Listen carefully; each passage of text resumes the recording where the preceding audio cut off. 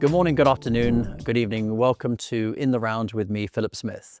I have with me today Fernando and Glauco sitting in our beautiful Campinas office here in Brazil. And you may have seen recently some announcements with regards to management changes in Brazil. And I thought this was a perfect opportunity to, bring the named individuals into the mix and have a conversation on my travels, which began early this week, traveling around Brazil. So maybe we'll start with just an introduction, who you are, where you come from, and we then want to lead into maybe a bit more of a history of our presence in Brazil, because we've just started celebrating our 20th anniversary of our presence here. And start with you, Glauco. Thank you, Felipe. As you mentioned, yes, we are celebrating 20 years of Brazil here. We started in 2005. At that moment, we were 7, 5 in grains, 2 in sugar, and at the moment we only offer the IRMP, the consultant, the advisor service, and the access to the some exchange, right? So we started with 22 clients. Just to compare, nowadays we are more than 1,500 clients, in fact. About 700 that is we call IRMP clients, right? And a lot of other services that we are adding to the company since 2005. I was in the company since 2005. I think I was the third employee. The third employee. Yeah, and the first one and the second one are still working for us. Davi and Dadier was the other two guys. And well, nowadays we added a lot of commodities in the commercial area. We added coffee, sugar, cotton, fertilizer, cattle. What else? And not only that, but we added other areas like the energy with diesel, gasoline, and other things. So, Fernando, when you started, I think you started in... I started 15 years ago, October 2010. São Paulo at the time, there has like no more than 10 employees, I would say. And I joined coming from a financial institution where StoneX at the time was a client of myself, like on the trading desk. When I joined StoneX, I went to New York to join the payments team there and develop the Latin America, Brazil payments team there. I was actually at the time like helping the agribusiness as well as a FX trader there, like closing all the FX transactions and derivatives related to FX. Yeah, so 15 years so far here, and very pleased with the opportunity. We've obviously just announced the management changes, and as effective in January, Glauco, you will become the CEO of Brazil. Fernando, you'll become the deputy CEO of Brazil, and I think we're eager to hear more about the future plans and what we have to look forward to. But in the meantime, 20 years is a big milestone. Yes. It's a huge achievement. It's we've obviously been trying to use social media, use advertising to promote how our track record in Brazil is now beyond 20 years. I think that resonates with a lot of customers, a lot of people in the market who see us as committed to Brazil, committed to providing the StoneX ecosystem to all of our clients and customers here. And the growth that we've seen in the last 20 years, maybe let's just sort of get a feel for what you've seen, how you've seen the growth from Yes. employee number 3 to, and we have 445 employees now. Yes, about that. It's a remarkable story. Maybe give us a bit of insight into. Yeah, I would say, Felipe, of course, we started in Brazil. When you talk about agribusiness, this is the main sector in Brazil. Of course, for example, the FX Bank is not only for the commodities sector in Brazil, but when we started, we have some pillars that we want to that we use to follow. One of them is that we want to be the specialist and the reference in the commodities area. So just to have an idea, we have just here in Brazil 27 analysts covering all the commodities that we have. I'm not talking about the consultants, I'm talking the analysts that are doing reports, that are doing research, daily, weekly, monthly reports, not only for StoneX, but for the media, for clients, for sometimes for the government in Brazil. So with that, and always focus on helping our clients to understand the market that they are. This is why we opened 19 offices in Brazil, because we want to stay close to the client, we want to stay close to the production area, to really have the boots on the ground, right? So this was part of the growth, because we became the reference in this market. And then we start to adding the services that StoneX has. Not only that, but also adding services that fills the demand that our clients have.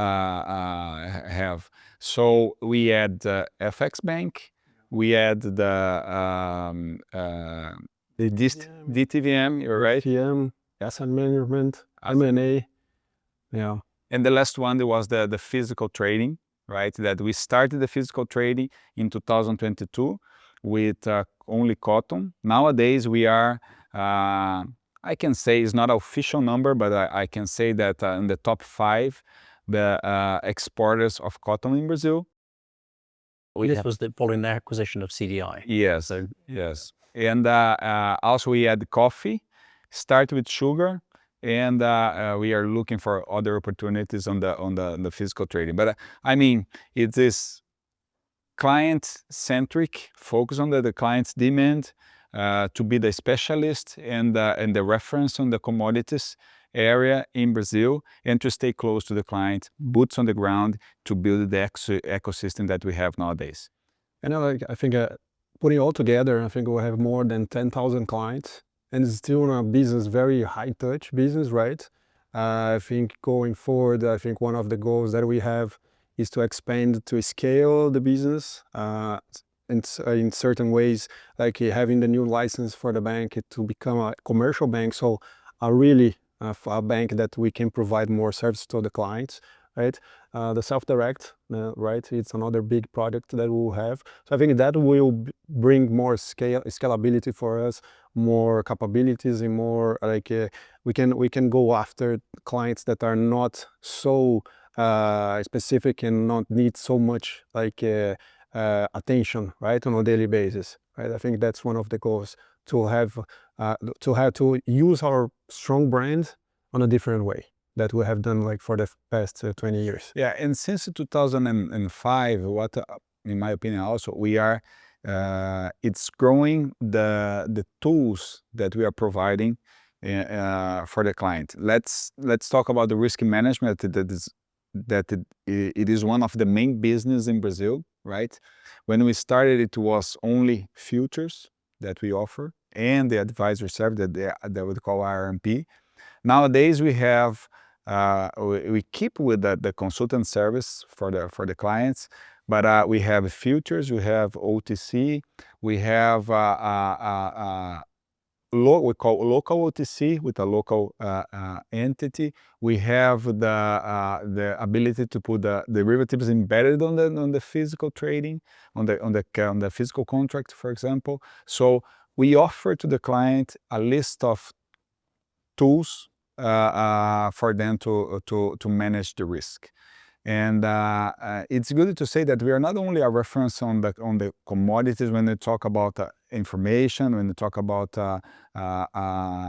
weather, supply and demand, but also when they talk about risk management. So a lot of clients, it's using us to build risk policies, to show these risk policies to the banks, to the suppliers that they have. So StoneX in Brazil since 2005 is becoming a reference in commodities and risk management and in the other services that we are providing to the market.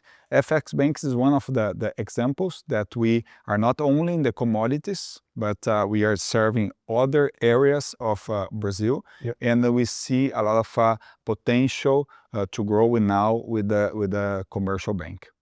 I think what resonates with me is we talk on a near constant basis about our ecosystem, and we talk about it globally. And Brazil is very similar to other, I was going to say, countries, but regions really, where we've leveraged all the capabilities within the ecosystem and applied it to what would be relevant to customers here. And I think that's been a consistent message throughout the organization, and the success of various offices, regions where we have added a capability, leveraged the business that we have perhaps out of the US or out of Europe or out of Asia, and just establish a new product offering. Yeah. Because there's a demand from our customers, and we think it would be beneficial, and it will increase the relevance. Yes, and that it is good to it's a good point. You've been in these last 2 days.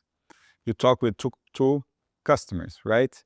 And you could feel that how close we are with the customers, that we are feeling their demands, not only in the risk management, the other service. And how is your feel about the last 2 days, Felipe?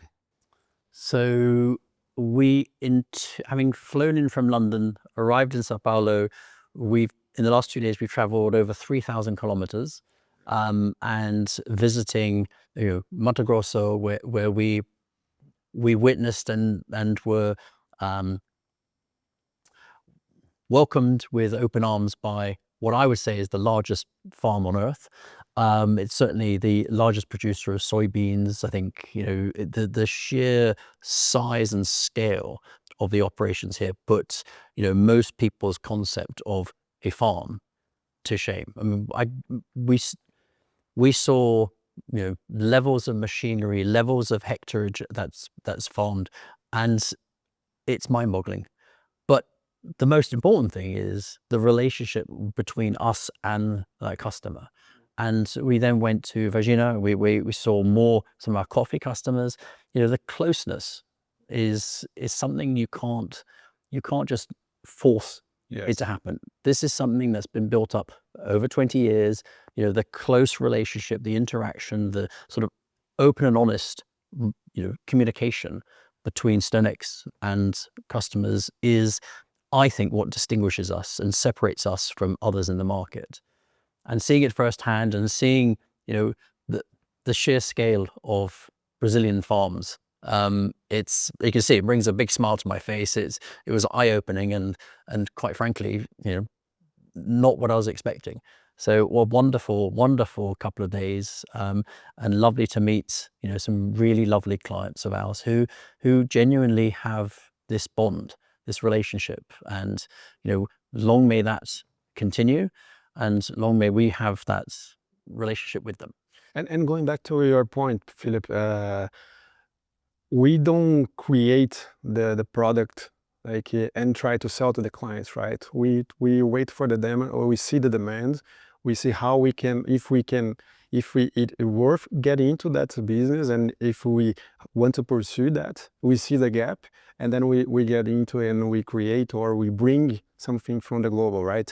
I think that will happen now again, right? Where, like Joe's going back on the history, why the FX Bank here, for example, it was just a corridor, like we have others, 144 corridors that we make payments. Brazil was just one of them.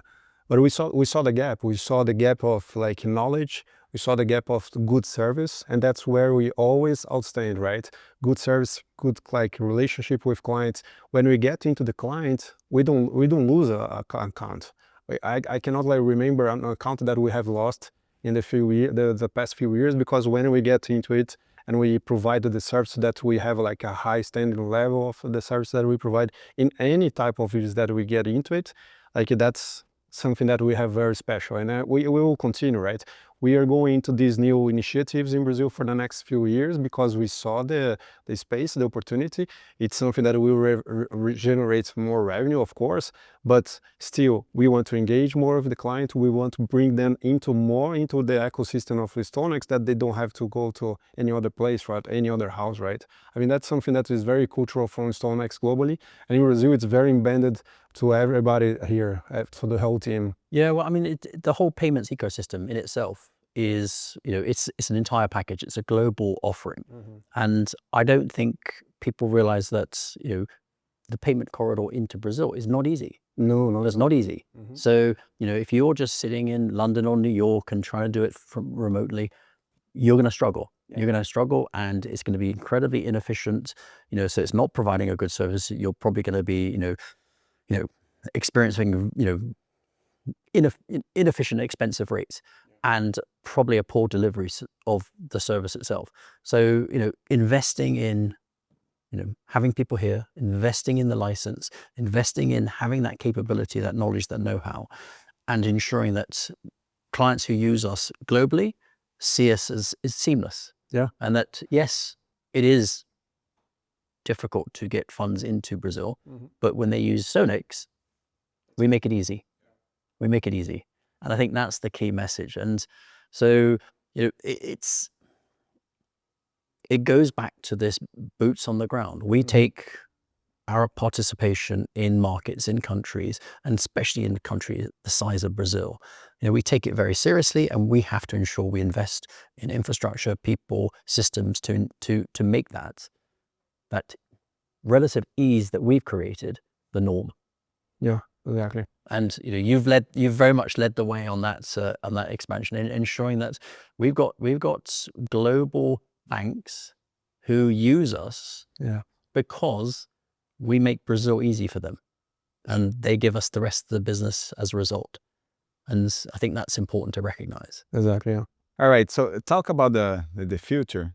So we have some challenges and also some opportunities, as we wanted to touch a part of the market that we are not touching nowadays, right? We are more high-touch clients, and not only that, but the size of the clients that we are working nowadays, that is medium and big farmers, also companies like crushers, food companies, etc.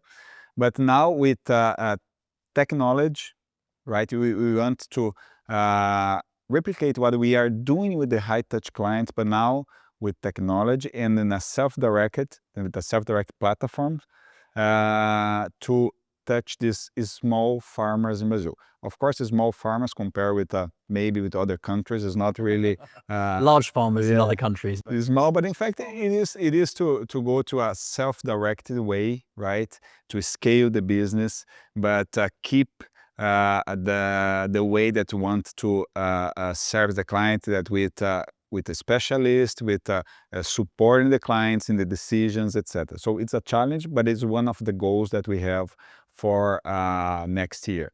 And also we have some other initiatives, like we mentioned about the commercial bank license. So Fernando, I think you can explore what we are going to have with this commercial license here in Brazil. Yeah, for sure. I mean, we got to the limit of the license that we have nowadays, right? It is a bank that kind of a bank. It has one product offer since 2018, so 6 years running it very successfully. But the regulation have changed in 2022, which is it was like a big change, and we waited, as we always do.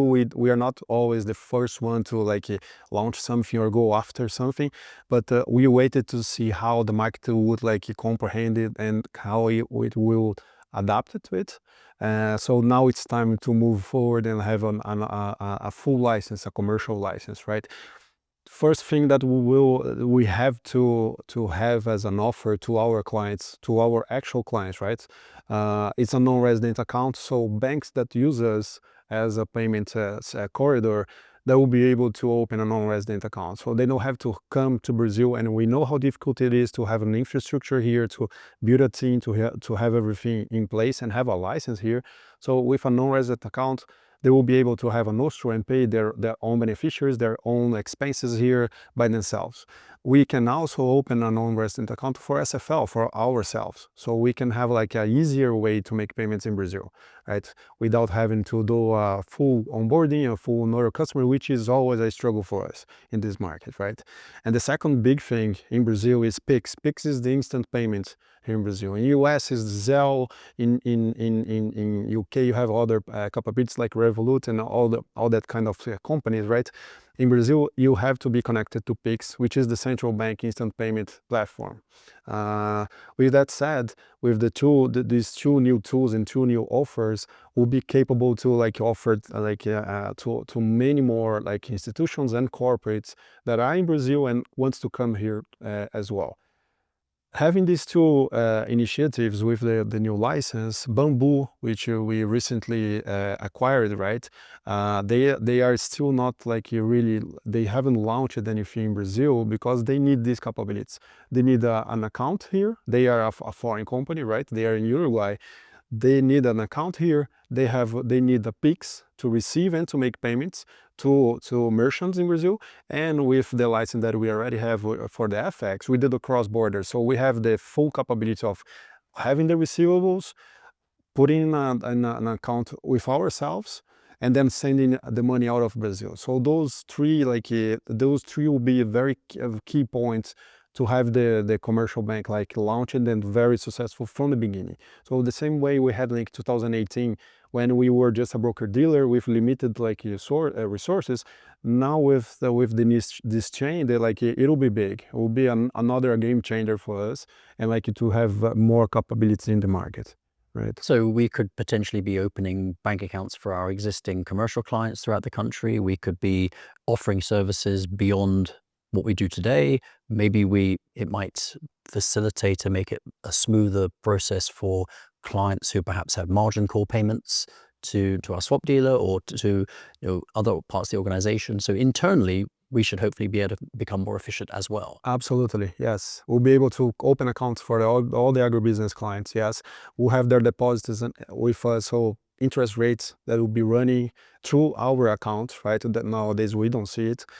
We can even like work on a product to have margin calls in reais instead of like waiting for wire transfers to hit as our company in US, right? So all those efficiencies will be able to work now with like all the departments in Brazil to get this flow into the ecosystem that we're creating. So it's a big opportunity for us. Efficiency for our clients, efficiency for us. It sounds, sounds great. Exactly. So how long is this process going to take, do you think? Hopefully by the beginning of the year.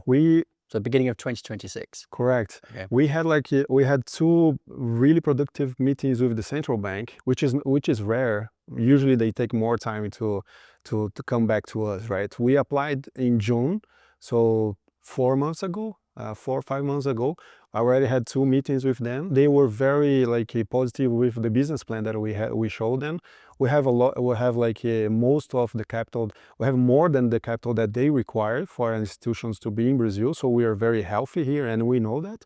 Profitable as well. So that shows all the positive aspects that they look for a foreign company coming into Brazil for a big license like a commercial bank. We reached the goal with them, right? So we have all the checks.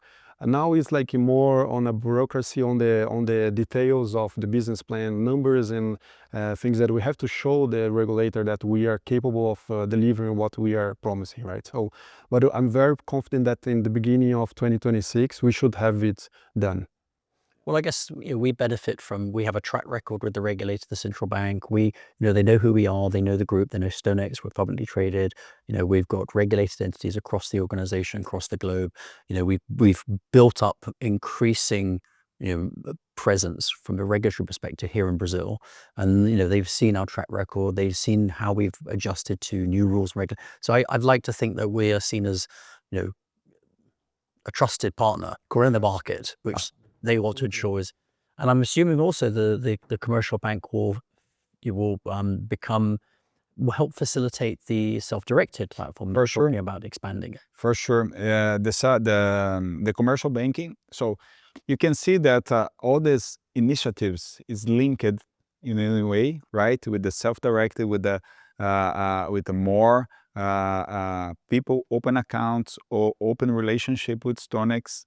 scale all the business that we have, and then take advantage of the commercial licenses that commercial banking license that we have. And this in terms of numbers, Felipe, it's yeah, I like to put some numbers. We have in Brazil around officially 5 million farmers in Brazil.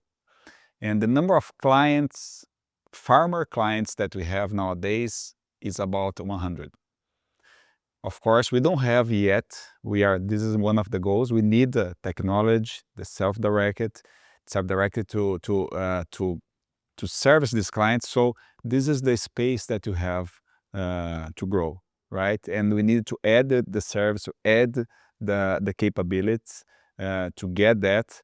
So I think we have a very good opportunity for the future. And I think having that balance between the traditional high-touch client base and the low-touch through the platform, and the ability to offer all the market intelligence, all the information that will benefit the smaller farmers who, as you say, they're not big enough to support a high-touch relationship. But Right. if we can provide a lot of information, a lot of access to the markets, and as much assistance through technology and using technology, then you'd like to think that's a huge market that we could be expanding into, especially based on your numbers you just said. Yeah, we are talking about farmers, but also we have other people that are linked to commodities, linked to farmers, that is not in this 5 million. Of course, it is. We are gonna open a percentage of this 5 million, and I hope a good percentage of this 5 million. But really, that we have a big market to develop for now on. And I think another area that we're looking at is, and goes back to my point about leveraging success within the broader StoneX ecosystem, is that we have probably the world's leading business from a dairy perspective, and we now see that as an opportunity to establish a footprint here in Brazil and provide that knowledge, that capability, the success that we've had globally into the markets here. Yes, this is another initiative that we are developing here in Brazil. So the dairy market is a big market, but the challenge is that we don't have even a listed product or OTC product to trade, right? So it's more domestic market, is not really has a very good correlation with the international market. But getting the example of what we did in Europe, in other areas in the dairy, we are creating new products for dairy based on some domestic indexes that we have here, and we are going to provide this new service, this new product to the dairy market here in Brazil. Of course, it's not going to be only OTC products. It's going to be market intelligence, risk management, advisory services. So we are already talking with all the entities, with the players, with the farmers, and we are seeing a lot of interest to have this kind of tools to develop the market. So the dairy market in Brazil, I would say that is quite similar in terms of numbers of maybe a soybeans market, maybe a corn market in Brazil, but it's still a market to develop. And I'm very confident that we are gonna get the success similar to what we have with other areas with the dairy products in other areas in the world. Over the last 20 years, we built up 3 main revenue centers for Brazil. We've got the agri-commodities, the commercial hedging. Yes. We have the FX Bank, part of our payments segment, and we've also recently acquired CDI, which gave us that capability in physical, which we've, since acquiring CDI, I think we've nearly tripled the size of the business. We've expanded the products, going beyond cotton to incorporate coffee and now sugar. So those are the 3 main pillars of revenue here in Brazil. But you've got other businesses that we'll hope to be able to expand and benefit from the broader global ecosystem. So maybe just give us a bit of a feel for that.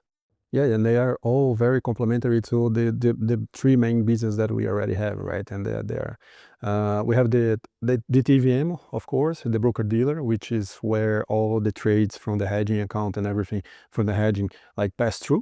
So it's a key business. On the into the TVM, we have all the securities institutional business that are connected to the global teams as well, right? We have the DCM for debit capital markets, which is very important. We have a lot of clients that need some assistance on that, like to reorganize, to have some debtors, like to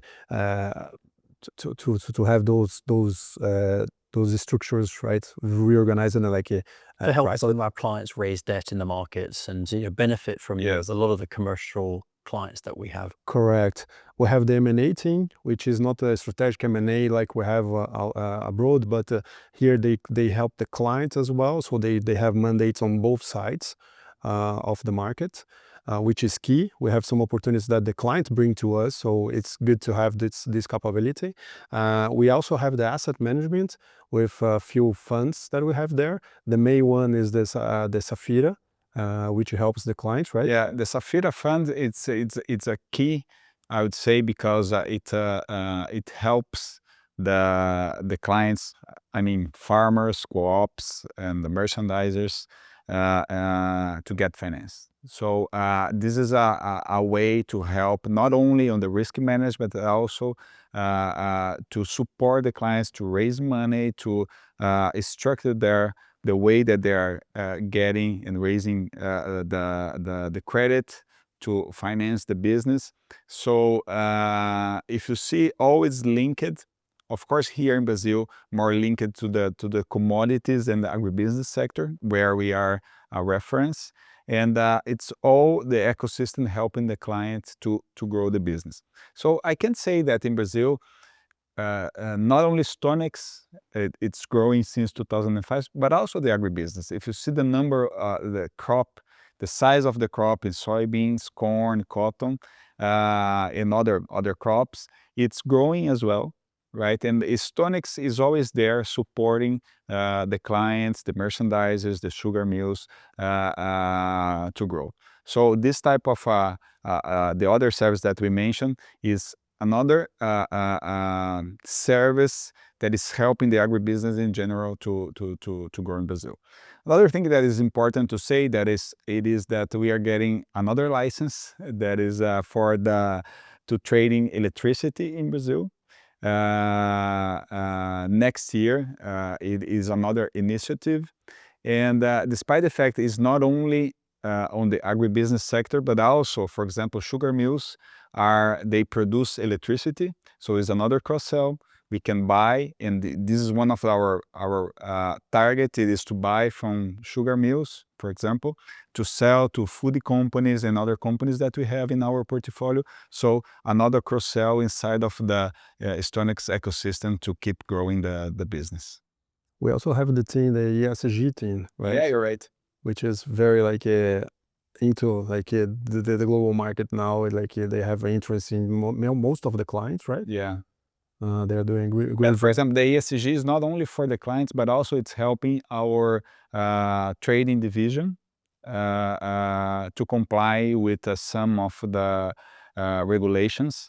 I mean, like the UDR, right? That it's very important. So they are working for not only for the physical trading division, but also for the clients too. This is where we are. There's regulations coming in, and you said the EUDR is where we are facilitating and helping customers who are exporting coffee to Europe. There has to be a certain process that goes through from a regulatory perspective to be able to demonstrate that every coffee bean, where it was grown, what was the environment like, how sustainable is the activity, ensuring that Yeah, not only coffee, all the commodities. all of it. Yeah, all the commodities to help them to comply and to build the ESG platforms, ESG. How can I say? But because we are working with all these Yes. customers, we can help them through that process. We can advise them, we can give them guidance, which once again, makes us a very relevant Yes. partner of theirs.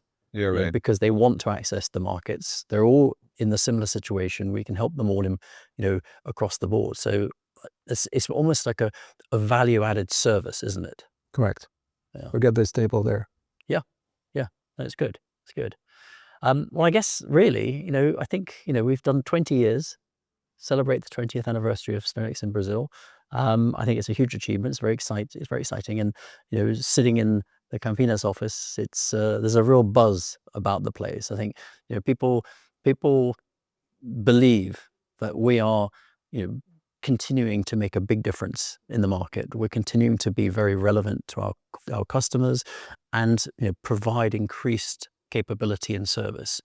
And so the roadmap is open ahead of us. Yourselves, you're taking over the reins in 6 weeks. And I think there's a hopefully a lot of excitement from yourselves of what the future will bring, what the future you want to create. So maybe just sort of, are you pleased? Are you excited? Are you looking forward to the challenge?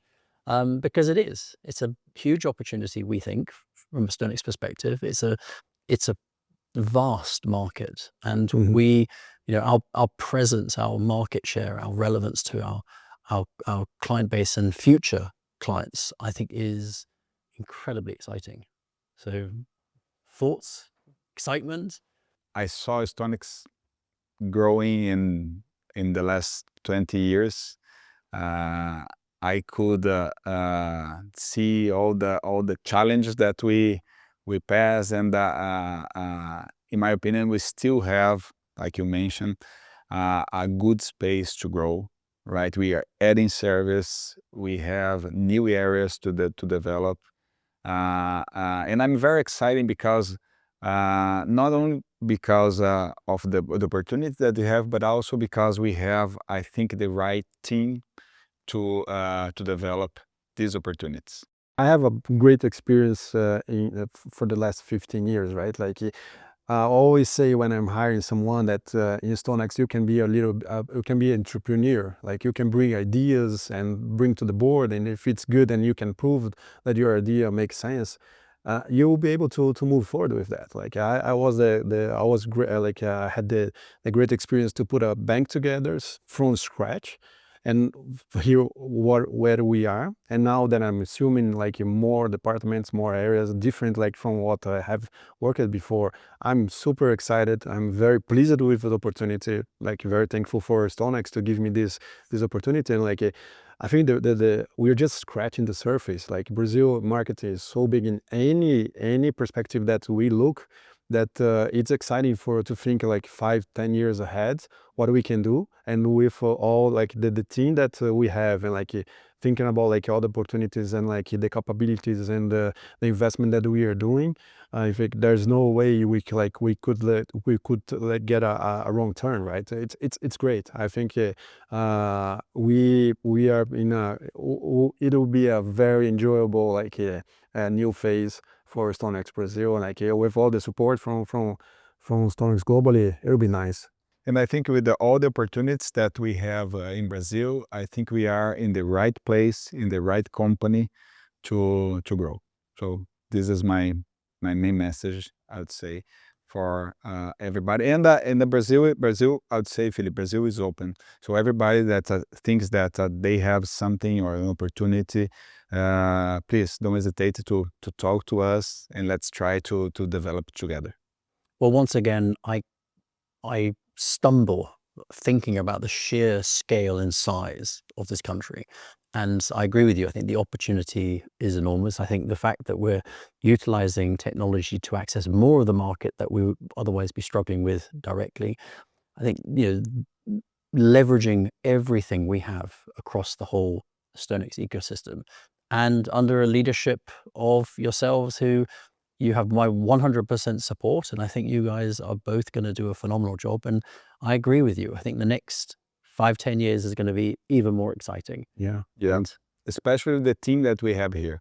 We are not working alone. No, So, definitely not. definitely not. And I think we have a wonderful team here working for that. Excellent. Well, thank you very much for joining me, and I look forward to all the great success that we anticipate. So well Thank you. done, congratulations, and it's going to be exciting. Thank you. Thank you. It will. Thank you. Super.